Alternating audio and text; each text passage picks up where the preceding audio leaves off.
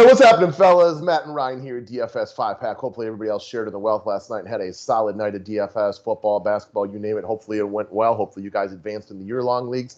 That being said, let's talk about today's slate now that we are up and gunning with it. We will break down Overlay Fantasy Sports later. If you have not played on it yet, overlaydfs.com is the website. The link is below. It grows in popularity by the day. I would suggest everybody getting in early, as this website, it's going to be big. Like, I can tell just by the constant tweets and Facebook and emails that I get, like, hey, man, thanks for turning me onto this. I'm loving it. Very exciting for us over here as we kind of like partnered up with them on the ground level. But once you win once, it's addicting as hell. Yeah, it's really addicting. I'm on a little bit of a losing streak right now, so I'm hoping to break that tonight. And all it takes is one, and then you're back in the positive. Ditto, as you can see by my account balance, which I did a minor withdrawal, but mostly the few $100 I had in there before has been going out $22 by $22. The fun part about NBA in here, though, like, I feel like you're always right there. It's like one pick away from getting into the money. For sure. NFL not always that way, especially this weekend. So I was overall pathetic. All right, guys, we got ourselves a 6-game slate, and don't forget we got the drafters link to sign up below. If you're interested in getting the write-up at the end of the day, this is what it kind of looks like, and I'm happy. It doesn't look like we're dealing with the Drummond Griffin issue yesterday, which means we had to write like a million caveats, and then Drummond's in, and then he's out. Hopefully we don't have those issues for once today. As the years go on, that sample write-up is going to look more and more, I would say, vintage. I don't know what else word to put it. First off, Tyreek Evans no longer in the league. Sabonis, 5,700. The good old days. Exactly, guys. All right, so I got a message from Bellman this morning with his picks. I kind of forgot as I was in the middle of something who you liked. I just remembered the next guy we're going to talk about. I didn't remember who your first guy was. So as I was evaluating the slate, the first guy I looked at was Spencer Dinwiddie. Lo and behold, that was one of the guys you mentioned. So it sounds like we're total agreement here. If you're in a cash game specifically, you're looking for about 38 DraftKings points as a floor play on a guy like this. Well, look through what he's done without Kyrie around. Other than last game where he was a minor disappointment in a tough matchup, this guy is 38 plus every single game. Oddly, I don't know if they were confused about Kyrie's status, but he got a price drop for some reason going up against one of the best spots you could be in basketball. Yeah, it doesn't make sense. Speaking of Kyrie, what I wanted to ask you, and this popped up on my ESPN feed like right before the video, so this is bizarre. Do you think Dinwiddie should come off the bench when Kyrie returns? Like, I think he's played himself into a starting role. What do you think? I know that those two don't mesh, but I think maybe they should look to deal him, if nothing else. If it was me, I would look to deal Kyrie personally. I think Kyrie is not good for your team. Do you think Dinwiddie's better than Kyrie? No. As a basketball player, Kyrie's better. I think that's without certain. But Kyrie has a lot of that Allen Iverson in him. What I mean by that is he's a lot of fun to watch. What he does inch for inch, pound for pound is amazing. He goes in there and finishes among the trees as a guy a foot shorter, and it's incredible. And it jumps off your television screen. The problem is it doesn't translate to winning in the NBA, minus, a couple of really big shots he had for the Cavaliers. Yeah, exactly. This is true. Dinwiddie is more of that like gritty grinder type. I don't think anyone would argue that Kyrie is obviously the more talented guy. They don't really mesh together, but Dinwiddie has played himself into a starting role. He's been really impressive. I love this game. So, yeah, he's like more of a cash game guy, but with the price decrease, I think he hits GPP upside with ease here. I love this game in tournaments. I think it's really close. It's a great game for DFS. And I feel like one point that I've tried to like basically force to you is you don't have to kill it on every pick. So if he only 6Xs, like that's still really good. Let's take it and run with it in tournaments. You don't need to 8X on everybody. For sure. So I think this is probably our top guy that we're going to agree on all day long, huh? I think so. Yeah, I'm a big fan. I know you're a fan. I think we agree and see this one wholeheartedly. Next up is a guy that you liked a lot last year. You kind of got me on board with, and now he's making, I believe, the 5th game of the year, and you're calling for a breakout spot tonight. I think this is a good spot to, take a shot on that. Yeah, so I wanted to, first off, see how you felt about it. I figured that you could get on board, probably weren't as gung-ho about it as I am, but I'm just a huge Bagley fan. It felt good bringing him up to you this morning. I'm not going to lie. Like, he's one of my favorite guys. Brought him up a ton last year. Brought him up so much that you were like, dude, chill. Can't bring him up every day. Not that he hasn't been, really good the past couple games since returning from the injury. He just hasn't been playing huge minutes. It's no guarantee that that's going to happen tonight, but this is such a crush spot for him that I love his upside here. Inter big man versus Charlotte here. At some point, he's going to be back reinserted into the starting lineup. Not sure if that will be tonight or not. It might take him a couple weeks. Who knows? Even if he's not starting, I love him coming off the bench. I only expect his minutes to go up. Last game saw foul trouble and a blowout really hurt his minutes.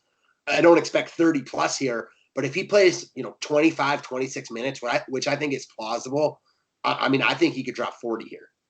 We saw this guy drop 30 plus DK points regularly last season in only just over 20 minutes. He's a point per minute all-star type of player.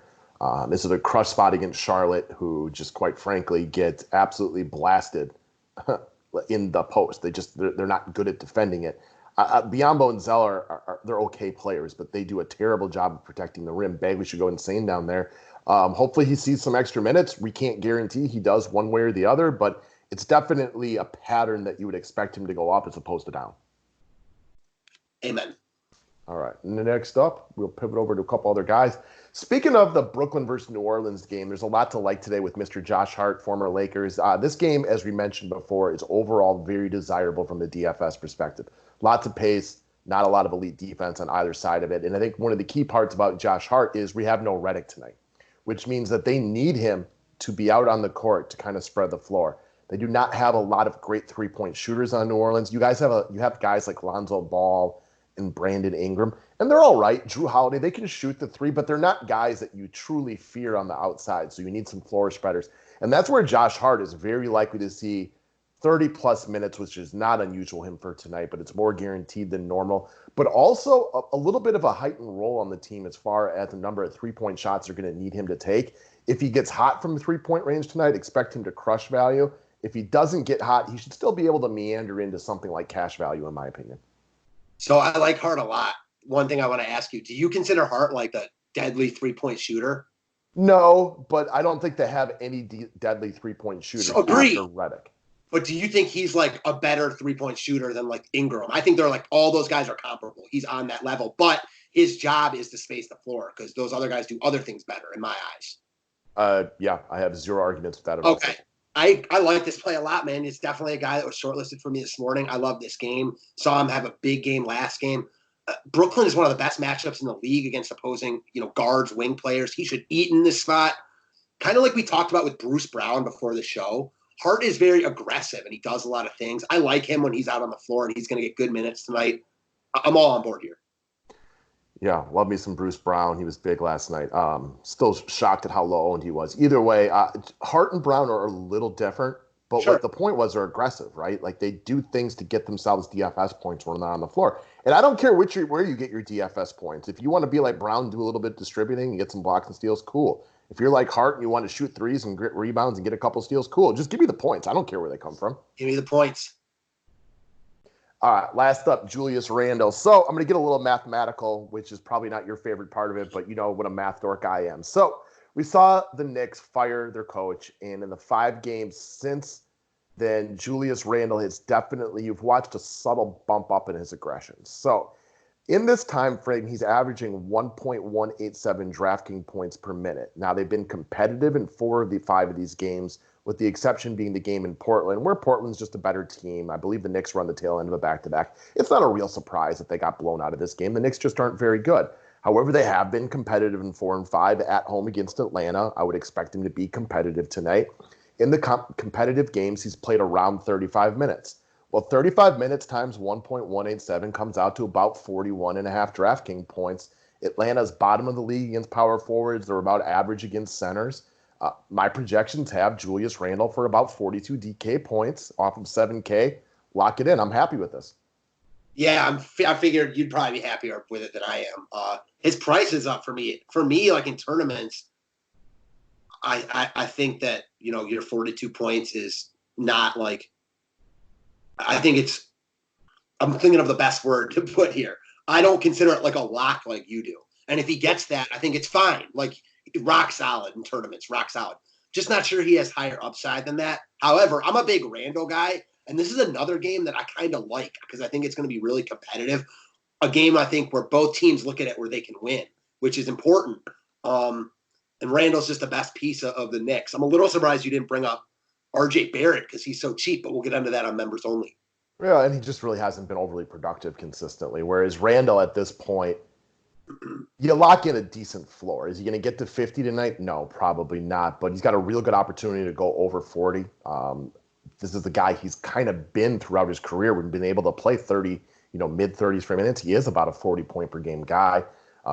Solid matchup, solid game. I agree with you. I think both teams look at this game as a winnable game. You expect a solid effort from both sides in this one. And because the game's in New York, I will give them a real good opportunity to keep this game competitive. If you give me 35 minutes of Randle against Atlanta, I expect about 40 points. Well, when you say you'll give them good credit to keep it competitive, on which side? New York's favorite here. Well, the Knicks are the team I always worry about losing by 30 more than the Hawks right now. Because they're the Knicks. Not that the Hawks are good, but the Knicks are the team that I'm more worried about not showing up effort-wise. And I think that's a legit concern for me tonight. That's my big problem with this game. You know how I feel about first game back from a long road trip. But I get why you like him here. I mean, the math works. And I know. Yeah, but that doesn't work for consistent winners like the Knicks. Oh, no, never mind. That's not it. But to your other point, though, they do look a lot better since the new coach. And that means a lot. And we've talked about this, I feel like, ad nauseum. They're talented.